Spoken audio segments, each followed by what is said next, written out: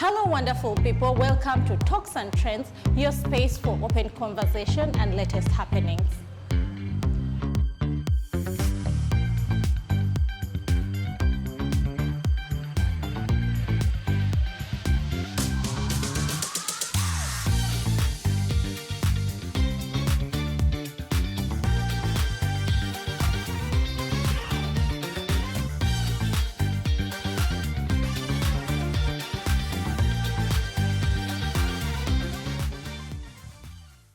Okay, so we were talking about people's perspective. People have this this perspective of human trafficking is only happening in Saudi Arabia, in Dubai, and in Jordan, Oman. Does it also happen in countries like US, UK, those big countries? Human trafficking is a global crime. To give you like an overview picture of that, human trafficking is a global crime. It happens everywhere, and everyone, including you, my host, you are a potential victim of human trafficking. I know that. You know? Stay away from me. Yeah, like for the cases that so far, this is my fix here, I'm soon making 7 years into this, but for the victims that we've really repatriated, we've got them from as far as India, Malaysia, Jordan, and especially Arab countries at the moment. Yeah, for countries like, let's say, in Europe and America, sometimes it's hard, because once they reach there, it is hard. But for the ones in Gulf states, the one we call Gulf states, Middle East countries, everywhere. And even there's what we call internal trafficking. Within here, someone is trafficked from Barara to Kampala. You're being promised to go and work somewhere, but you end up working in someone's house. That is also trafficking. Oh. Yes. But in fact, why people don't pay, I have a feeling that people don't pay much about trafficking until you see stories like Abbey's story, because most of people are traffickers. Everyone here is becoming a trafficker, I may say. Yes, because exploitation is everywhere, within and then also outside. Okay, so that brings me to this question. So what is human labor trafficking, and how is it different from smuggling or legal labor migration? Human trafficking, in simple terms, I can say this is illegal recruitment. And what do I say, illegal recruitment? First of all, it is your right, travel anywhere and get what to do in terms of employment. So what is should do? People mistake labor externalization. Instead of labor externalization, we end up doing human trafficking. And in human trafficking, what happens is that someone is promised to be given a job. It could be within the Uganda or where you are, or to different countries. And what happens, or the elements of trafficking, you will find that there is deceit, like what you're being told is not in actual sense what you'll do to the other side. For instance, when you're promised that you're going to work as a cleaner, but in a long run, in your final destination, you find yourself working as a shamba boy. When we come to terms of trafficking, and when we talk, or we look at human trafficking in terms as a crime here, per our constitution, that of course becomes a crime. That's why I've told you that almost every Ugandan is graduating to become either a trafficker or a victim of trafficking. Okay, what if, okay, I was recruited as a cleaner. I wanted to still give more light on trafficking. Please go on. This makes the labor companies, the agencies, the first suspects. If in case the Uganda government was a serious government like any other government, all these companies want to be working by now, because people are promised what to do and they end up doing something else at the other end of the journey. Two, talking about exploitation, whereby it was that first time I got a case and someone tells me, "Madam, someone is spitting in my food." I said, are you going to eat the food? Like, this is a punishment I'm getting. I think she, you know, when you're here in Uganda, you can wake up at 10 a.m. So this girl, she wakes up at a certain time and she was late. So the punishment she was given that day, the boss had to spit in her food and ask her to eat the food. Wow. I'm like, this is, so exploitation. Talk about exploitation, like what you agree to be paid. It's not what you're given. You're getting a quota of what you're supposed to be given. Two, I don't know whether you're aware that most of these girls, when they are living through the registered companies, others don't sign the contracts. Others do sign, but don't forget that most of them are illiterates. They do not know how to read. Even when they read, they do not have the capacity to interpret what is written there. Now, the person who is doing that is a trafficker, because you're exploiting this person, taking advantage that this person is not aware of what she's signing for, you know. So, and then also, still talking about elements of trafficking. Now the process of movement, how they are recruited. Look, where we are, I believe there are some of those houses that keep those girls in a process of them being recruited. If you're taking me for work, you're taking me to a company and I should leave this country or live where I am, going to work, I should be given a working visa permit, visa rather. But no one leaves Uganda from those companies that go with working visa. They go as tourists, as you had Abbey saying, and then others, they go on a visitor visa. So this is all this being deceitful, and this makes it brings you under the crime of human trafficking. So the exploitation part of it, the recruitment, and the way how it starts. When you look at that, now you're asking me, in Uganda, do we really have labor externalization or smuggling? It is smuggling, stroke modern slavery, stroke human trafficking. All the three is what being practiced. Or maybe like, you know, maybe some countries have different rules and regulations. That's why people go with visit visas.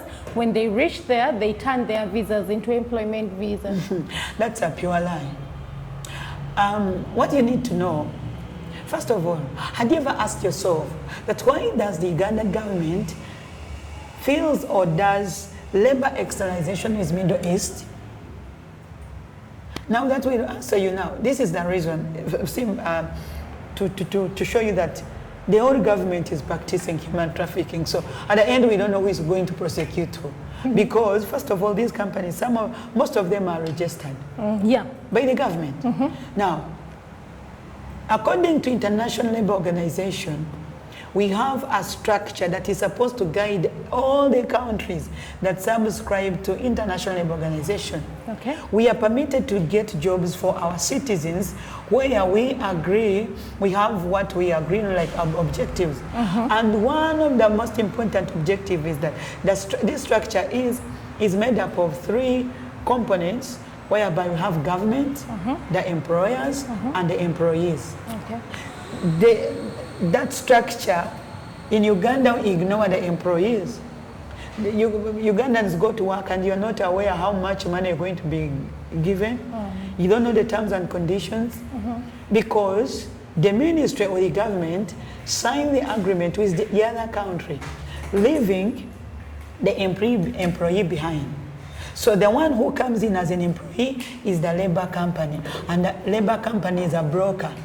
It's like when a landlord builds a house, there is a tenant, and then there is a broker who brings you to the house. So the companies are like brokers. For them, they only connect, but there is nothing much they can do in terms of, they are not supposed to be there. Should be the employees, the ones that are called the kandamas, a word I don't like to use, but the employees are supposed to sit on a panel, are supposed to get involved in decision makings and to know, why do you pay us this amount of money? Why do we have to work for 24 hours? Are you aware that Ugandans do work for more than 20 hours And they cannot say, because here they are oriented, and the bosses or the ones here, they tell them that once you reach there, whatever your boss tells you, just say yes. Okay. Don't say no. That is the orientation that is given to them. So when we look at smuggling, when we talk about trafficking, when we talk about human trafficking, they are almost the same. And this is the biggest percentage of what Ugandans are facing right now. So when you are talking to me, I was thinking, do we also have a part to play in this situation? Is it our fault, like we listen to these travel agents, to these people, these companies, and we land into this trouble? Do we also have a part in this? If there is someone who has a big role to play, it's you and I. Because the moment we don't pay attention about this, like I've said that everyone is a potential victim of trafficking, you will find that such program is watched by 5 people, 3 people. But if this program was about, how should I say, it was about abusing someone, it was about, like I already say, to be having more views. Yeah. Making us forget about the biggest role, because I'm talking about something, I'm fighting something that claims someone's life, you know? So you have the Lord to pray, the leaders have the Lord to pray, the church, sometimes I'm like, you know, I'm a Christian, but then sometimes I feel like we have big numbers. But all we are talking about is the Bible. Yeah, it is true. But we need to get into communities and take these programs and pray, and create awareness about what is happening. Yeah. Because when I'm bringing victims, when I get a time and I speak to them, others come from churches, others are coming from mosques. So everyone has a role to play as far as human trafficking is concerned. And this is the high time that after watching a certain documentary, that we all wake up and say, what went wrong? And what do we have to fix? Yeah. Why are we in a generation that looks like we are into slavery again? Yeah. But it's only that maybe it's a bit modernized, but we are into slavery. Looking at how many number of victims, you know, I have reached at a time, and I'm like, I think I get many cases, and the case or the problem is being left to the few, the Mwesigwas. I know some fear, and I talk about this, I'm going to be killed. Who is going to kill me? Exactly. We fear for our lives. But our sisters are, you know, we are losing our people. How I wish I would like, allow me to use this, I'm a politician, but I'm not an active politician. How I wish the power, the zeal, the determination, the passion I see in politics, especially I'm telling you, like, we would put this power into such cases. I saw on Friday, was it a Friday? We had this tense jam, traffic jam I'd never seen. Because our politicians were going to register. Because someone was going to register. Yeah. People had to stay on the road for 5 hours. And I'm like, how I wish we'd get this power, the will.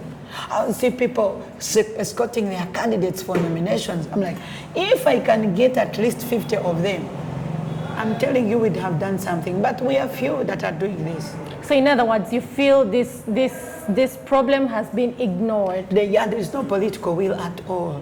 It is left to those that are victims. It is left to those that I think people who feel like, if we die, we die. But looking at how many Ugandans, how many death cases that we've worked upon, had ever been, you know, in Iraq, and there were dead cases piled in a certain hospital. And I couldn't do much. One, these are Ugandans who are in Iraq, where we don't have an embassy.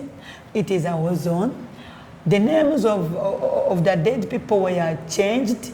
For instance, if you are Monica, there you are there as Mariam. And the process of repatriating the remains is the hardest. So the person I was working with will say, you know what, we have to ignore her. And that is why in a documentary I make a statement, I say it, and I'm going to repeat it. we are likely to have a generation of women, of children, who will be like, where did our mothers go? And no one will have an answer, because I'm sure you may not be aware that there are some Ugandans in Iraq who just went there by the traffickers. Yeah, talking about that, I've seen like so many Ugandans. Okay. I've seen some Ugandans who go to work, they leave their children back in Uganda, then they continue with their work to support their families, which is perfectly okay. But now talking about children who are going to ask, where are our parents? You know, their parents who usually call their children to check on them. Now a day comes when the mom is not calling. And we cannot even give reports on why the mom is not calling anymore. So, you know, these are really things that need to be... We need to give it more attention. Attention. I'm going to say this, I hope I won't be attacked. I look at the platforms that are given some people that even are not qualified to be in media for any reason. And they are busy yapping and saying things that are not even developmental. But here I am, I'm trying to rescue a generation that is, you know, deteriorating. I'm looking at my first case that I won in court. It is this case that Christine, may also rest in peace, passed on from Oman, and she was trafficked by a civil servant here in Uganda. Okay. She left 7 kids behind, and the oldest by then, by 2019, he was in primary 5 or 6. Now I want you to imagine what she left behind. What will these kids think of their mothers? So I think it's high time that we all pay attention to this. We get into what went wrong. Was Uganda like this before? Were we created to be slaves? Can't we? Like, these are things that I need us, even the listeners, to think and say, if Mwesa is speaking, I've spoken for 7 years, I'm getting into my 7th year, I've not died, and I'm not on the list of those that are going to die. I believe God is protecting you Definitely, because of the great yes. work you're doing. Definitely, yes. So why should we fear and say, Monique, if I talk about this, I'm going to go. We need to throw this. We need to change our mentality and our mindset on how we're going to save our country. Otherwise, we are going to have a desert. We are going to have a desert. Look at the statistics of how many Ugandans move out of the country every day. And this data is not captured by the government. We are on our own. Talking about that, and you know what the government did? They are bringing in a law that if you're coming from abroad, you have to pay some tax on that. We shall, you know. I will leave that. You're not following up on me, who is there struggling, suffering, being trafficked, working in those conditions, and you want my money. I trust Ugandans abroad. We won't pay that money. Yeah, that is what you people are saying, but it's not our show. Then, so why? What do you expect us to do? What do you want them to do? Who, Ugandans or? The Ugandans. We are talking about you Ugandans who are abroad, who are working under these conditions. And you know another thing, Mwesa, is when we are there, because these people know that our government doesn't care about us, so they don't even treat us well, you know? Because they know even if you raise your voice, your government will not come out to I'm going to say something here. I want you to capture, and maybe you shall watch it after 5 years from today. Yes. That the Middle East, they are pretty sure that Uganda, the Ugandan government, is extremely tired of her citizens. Yes. Pardon me. Okay. Why are you saying that? Because the countries that have seen the Gulf states have a legal framework which is called kafara system. Yeah, you've been talking about kafara system. This is what I want now to bring it better. Okay. This kafara system works within the interior of these 7 governments, of these 7 countries. Okay. Now, what happens is that the kafara system being a legal framework it is a sponsorship system that, you know, controls the mobility of the migrant workers. This is the system that began in 1930s. Okay. Now, in 1930s, it begins like an initiative to help orphans and kids that were left, like disadvantaged kids, let me say, by Arabs in their communities. So they started helping orphans. According to Arabs, I know, they know that an orphan is supposed to be like someone who cannot help yourself, and they're supposed to give you everything. You don't have a voice, you don't have a right Now, in a kafara system, also what happens there is that when it started, let me first go back. When it happened and it worked, they noticed this work was working out very well, the sponsorship system. First of all, I've sponsored you. This is why normally girls be like, I want to go back home, I'm sick. And an Arab will tell you, I bought you my money. They are very right. There I support Arabs because they purchased a commodity but in a form of a human being. You know? Now, why did I say that the government got extremely tired of Ugandans, especially the age bracket of 21 to 32? Reason is that they agreed in 2005 to expose Ugandans, these countries, and they were aware of the kafara system. You know, because if me, Mariam, I'm now aware of it, then the person who signed the first bilateral agreement with those countries is the worst enemy of Uganda. And this person was not an individual. I will not mention the name, but I'm giving the Ugandans what they didn't know. So in 1950s, the kafara system was amended and was now implemented into labor migration with a purpose or with a main intention of controlling Africans in Middle East. And how it works, like you become a complete slave. I'm telling you, you know, it puzzles my mind. You don't have things like, oh, I'm supposed to go for a vacation. Oh, I'm supposed to rest. In kafara system, Ugandans, the tears that we are crying are crocodile tears. We are yet to suffer because of kafara system.